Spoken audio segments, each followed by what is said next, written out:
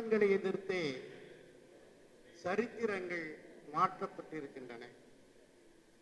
திட்டங்களை எதிர்த்தே தேசங்களின் விடுதலைகள் தீர்மானிக்கப்பட்டிருக்கின்றன.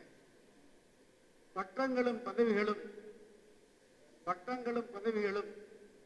பாட்டாளிகளுக்கு எதிராய் படை நிறுத்தும் பொழுது வேட்டு சத்தங்களே வேறு சிந்துவையில் வேதமாய் ஒலிக்கிறது. அன்பார்ந்த தோழர்களே, சாய்பா அவர்களுக்கு வீர வணக்கம் செலுத்தி இரங்கல் நிகழ்ச்சி நடத்தி கொண்டிருக்கிற நாம் கடந்த காலத்தினுடைய படிப்பினைகளை கவனத்தில் எடுத்துக்கொண்டு எதிர்காலத்தில் நம்முடைய வேலை திட்டங்களை வகுத்துக் கொண்டு பணியாற்ற வேண்டும். குறிப்பாக சாய்பாபாவுடைய மரணம் சிறைக்கு உள்ளேயும் வெளியேயும் திட்டமிடப்பட்ட ஒரு மரணம். சிறைக்கு வெளியே நரேந்திர தபோல்கர், கல்புர்கி, கோவிந்த் பன்சாரே, கௌரி லங்கேஷ் படுகொலை செய்யப்பட்டார்கள். சிறைக்கு உள்ளே தேன்சாமி படுகொலை செய்யப்பட்டார். சிறையில் ஒருவரை கொலை செய்வதற்கான அனைத்து ஏற்பாடுகளையும் செய்த இந்திய பாசிச நிறுவனம் அவர் பிணையில் வந்து சில மாதங்களிலேயே இறந்து போகிறார் என்றால் அவரை குறித்து இந்திய அரசு, குறிப்பாக உச்ச நீதிமன்றம் என்ன பொருளை சொல்லுகிறது? அநேகமாக ஏதென்ஸ் நகரத்து இளைஞர்களை கெடுத்த சாக்ரட்டிஸ் என்று வரலாற்றின் தொடக்க காலங்களில் குற்றம் சாட்டியது போல் 90% மாற்றுத்திறனாளி என்றவருக்கு வீட்டுச் சிறையாவது கொடுங்கள் அல்லது பிணை கொடுங்கள் என்று கேட்கிற பொழுது ஜனநாயகத்துடைய நீதித்துறையை தூணாக சொல்லுகிற இந்த அரசமைப்பு அந்த நீதித்துறை கேட்டது பயங்கரவாத செயலுக்கு எது தேவையோ அது அவருக்கு சரியாக இயங்குகிறது. அவருடைய மூளை சாக்ரட்டிஸுக்கு அப்புறம் தோழர் சாய்பாவுக்குத்தான் இந்த குற்றச்சாட்டை இந்திய அரசு, இந்த நீதித்துறை சொல்லி இருக்கிறது. நம்முடைய அரசு என்பது நாம் எல்லோரும் நினைப்பது போல ஒடுக்குமுறை அரசுதான். ஆனால் சாய்பாபா அவர்கள்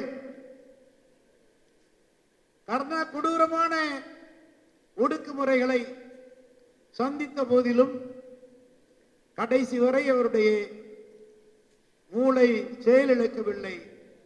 திடகாத்திரமாக செயல்பட்டு இந்த அரசமைப்புக்கு எதிராக போர்க்குரல் தொடுத்தார்.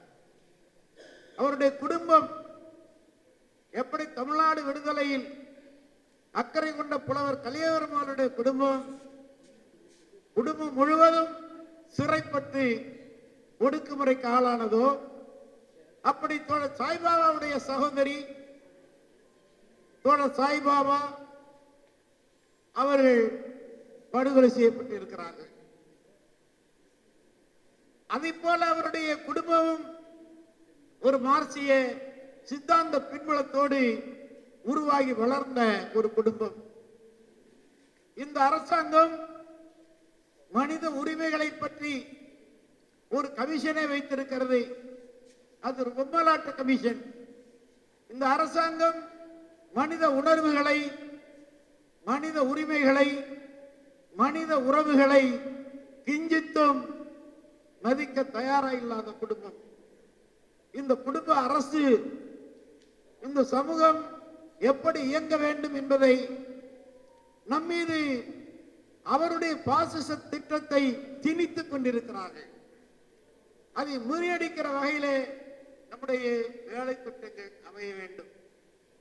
அதற்கு நம்முடைய மனித உரிமை அமைப்புகள், குறிப்பாக பல்வேறு மக்கள் இயக்கங்களோடு மனித உரிமை இயக்கங்களும், ஜனநாயகத்துக்கான சிபிடிஆர் போன்ற இயக்கங்களும், அரசு அடக்குமுறை எதிர்ப்பு கூட்டமைப்புகளும் நாடெங்கும் பட்டுதட்டி எங்கும் உருவாக்கப்பட்டு நாடு தழுவிய அளவில் இந்த அரசினுடைய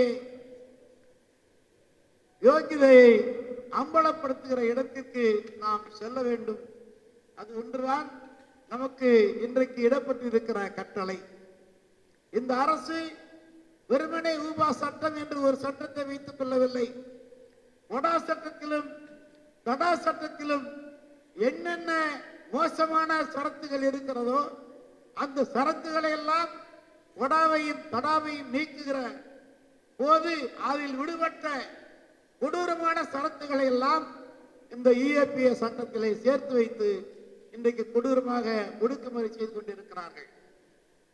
இந்த அரசு மக்கள் விரோத அரசு என்று நாம் நேரடியாக சொல்லிவிட்டு போய்விடுவதால் நாம் திருப்தி அடைந்து விட முடியாது.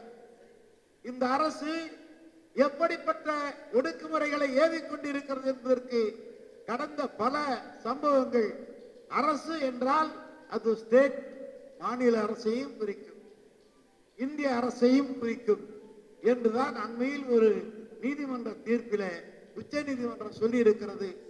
அதற்கு எந்த எழுமுனையளவும் வேறுபாடு இல்லாமல், வித்தியாசம் இல்லாமல் தமிழ்நாடு அரசும், இங்கே சகோதரிகள் 3-4 பேர் வந்திருக்கிறார்கள், ஒரு திராவிட மாடல் என்று, திராவிட சித்தாந்தம் என்று சொல்லிக்கொண்டு ஏகமுக முதலாளித்துவ கொள்கைகளை அச்சு பெறலாமல் நடைமுறைப்படுத்துகிற தமிழ்நாடு அரசும் தான் இந்த தோழர்களுடைய குடும்பத்தில் ஆண்களே வெளியில் இருக்கக்கூடாது என்று சொல்லி அனைவரையும் சிறைப்படுத்தியிருக்கிறார்கள். தகப்பன், மகன் 3-4 பேரை கைது செய்திருக்கிறார்கள் என்று சொன்னால் எந்த அளவுக்கு இங்கே அரசுகளுடைய ஒடுக்குமுறை இருக்கிறது. யாருடைய நலனுக்காகவோ யாரையோ திருப்திப்படுத்துவதற்காக இந்த அரசு செயல்பட்டுக் கொண்டிருக்கிறது. இப்படித்தான் நாடெங்கும் பல்வேறு தோழர்கள் ஊவா சட்டத்திலே சிறை வைக்கப்பட்டிருக்கிறார்கள். இதற்கு ஒரு முடிவான தெளிவான விடையை நாம் கண்டாக வேண்டும். அதற்குத்தான் நான் தோழர் சாய்பாபாவுடைய இந்த நினைவேந்தலில் நாம் உறுதியேற்றுக் கொள்ள வேண்டும். அதை நோக்கி பயணிக்க வேண்டும். நம்முடைய காடுகளில் இருந்து பழங்குடிகளை விரட்டுவதும், கடற்கரையில் இருந்து மீனவர்களை விரட்டுவதும், நகரங்களில் இருந்து தொழிலாளிகளையும் ஏழை சேரி மக்களையும் அப்புறப்படுத்துவது, சமவெளிகளில் இருந்து விவசாயிகளுடைய நிலங்களை பறிப்பது என்கிற அடித்தளத்தில் காடு, மலை, சமவெளி, நகரம் என்கிற எல்லா இடத்திலும் ஏகமுக நிதி மூலதன ஆதிக்க கும்பல், கார்ப்பரேட் கம்பெனிகள், அவர்களுக்கு ஆதரவான நில வங்கிகளை உருவாக்குகிற அரசின் கீழ் நாம் வாழ தள்ளப்பட்டிருக்கிறோம். எத்தனை சீர்திருத்தங்களை, ஒரு 1000 ரூபாய் கொடுக்கிறோம், இலவச பேருந்து விடுகிறோம், மாதம் 3 மாதத்துக்கு ஒரு முறை விவசாயிகளுக்கு குடும்பத்துக்கு 2000 கொடுக்கிறோம் என்று இந்த கோடிக்கணக்கான ஏழை உழவர் மக்களை ஏமாற்றுகிற ஒரு மோசடியான சலுகை திட்டங்களை அறிவித்துவிட்டு அதற்கு பின்னால் நில வங்கி, நாம் பொருளாதாரத்தை சேமிக்கிற, வரவு செலவு செய்கிற வங்கிகளை கேள்விப்பட்டிருக்கிறோம், இரத்த வங்கியை கேள்விப்பட்டிருக்கிறோம். ஆனால் அரசாங்கமே ஏகபோக முதலாளிகளுக்கு எந்த நேரம் தேவைப்படுகிறதோ அந்த நேரத்துக்கு கொடுப்பதற்காக நில வங்கியை உருவாக்கி வைத்திருக்கிறது இந்த அரசாங்கம். அதனுடைய ஒரு பகுதிதான் பரந்தூர் விமான நிலையத்தில் இருக்கிற தொழிலாளி, அதற்கு விவசாய மக்களுடைய நிலங்கள் பறிக்கப்பட்டிருக்கிறது. காட்டுப்பள்ளி துறைமுகத்தில் மீனவர்களுக்கு இருந்த இடத்தை பறித்து அங்கே அதானிக்கு கொடுத்துவிட்டு, அதானி ஒரு குறிப்பு எழுதுகிறான் காவல் நிலையத்தில், நான் அரசாங்கத்திடமிருந்து இத்தனை ஆண்டுகளுக்கு இத்தனை 1000 ஏக்கரை வாங்கி இருக்கிறேன், அதை இந்த மீனவர்கள் ஆக்கிரமித்திருக்கிறார்கள் என்று காலங்காலமாக இருந்த கடலோடி மக்களை ஆக்கிரமிப்பாளராக சித்தரித்து அதானிக்கு சொந்தம் என்று சொல்லி இங்கே காட்டுப்பள்ளி துறைமுகத்தில் இருந்து அதை சுற்றி இருக்கிறார் மீனவர்களை இந்த அரசு வெளியேற்றிக் கொண்டிருக்கிறது. இந்த அரசு அதானியினுடைய விரும்பத்தக்க பிரதமருடைய விரும்பத்தக்க தொழிலதிபர் அதானி, நாங்கள் மோடியை எதிர்க்கிறோம், மோசடியை எதிர்க்கிறோம், பாசிசத்தை எதிர்க்கிறோம் என்று பகட்டாக பேசுகிற இந்த ஸ்டாலின் அரசுதான் இந்த காட்டுப்பள்ளி துறைமுகத்துக்கு 5700 ஏக்கரை பறித்து கொடுத்திருக்கிறது. மேல்மா சுக்காட்டில் போராடிய தோழர் அறுவலை குண்டர் சட்டங்களை கைது செய்கிறது. எங்கு பார்த்தாலும் நிலங்கள் ரியல் எஸ்டேட் மனைகளாக மாறிக்கொண்டு விவசாயத்தை அடித்துக் கொண்டிருக்கிறது. விவசாயிகளுக்கான குறைந்தபட்ச ஆதார விலை, லாபகரமான விலை என்பது தொடர்ந்து மறுக்கப்பட்டுக் கொண்டிருக்கிறது. இப்படிப்பட்ட ஒரு துயரமான சூழலில் நாம் ஒவ்வொருவரும் சாய்பா மக்களாக எழுந்து நிற்க வேண்டும். அதற்கு இந்த நாட்டை மாற்றியமைப்பதற்கான திட்டமிட்ட இலக்குகளை நோக்கி நாம் பயணிக்க வேண்டும். காடுகளில் நம்முடைய பணிகள் சிறப்பாக இருக்கலாம். பழங்குடி மக்களுடைய இழப்பை பயன்படுத்தி அவர்களை அரசியல்படுத்துகிற இந்த சக்திகள், நம்முடைய சக்திகள், சமவெளிகளிலும் நாம் விவசாயிகளை அணிதிரட்டுவதற்கு ஊக்கமளித்து வேலை செய்ய வேண்டும் என்று கேட்டுக்கொண்டு இந்த நீண்ட நெடிய நேரம் இந்த இரங்கல் நிகழ்ச்சியிலே கலந்து கொண்ட உங்கள் அனைவருக்கும் தமிழக மக்கள் புரட்சி கழகத்தின் சார்பிலும் அரசு அடக்குமுறை எதிர்ப்பு கூட்டமைப்பின் சார்பிலும் நன்றி கூறி விடைபெறுகிறேன். வணக்கம்.